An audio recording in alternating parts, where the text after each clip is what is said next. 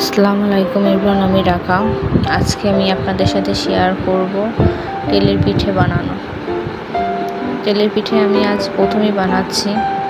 বিয়ের আগে কখনোই বানানো হয়নি, জানি না কেমন হয়েছে, তবে চেষ্টা করছি ভালোভাবে তৈরি করার, তেলের পিঠাটা ভালোভাবে ফুলার জন্য।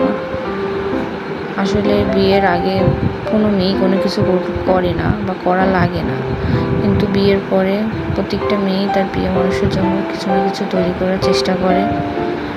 তো আমিও চেষ্টা করছি যেন তেলের পিঠাটা সুন্দরভাবে তৈরি করতে পারি। তেলের পিঠাটা ভাজা হয়ে গেছে, জানি না কেমন হয়েছে, আপনারা কমেন্টসে জানাবেন অবশ্যই।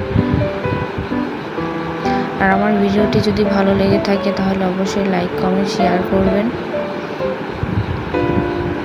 ধন্যবাদ, সবাই ভালো থাকবেন।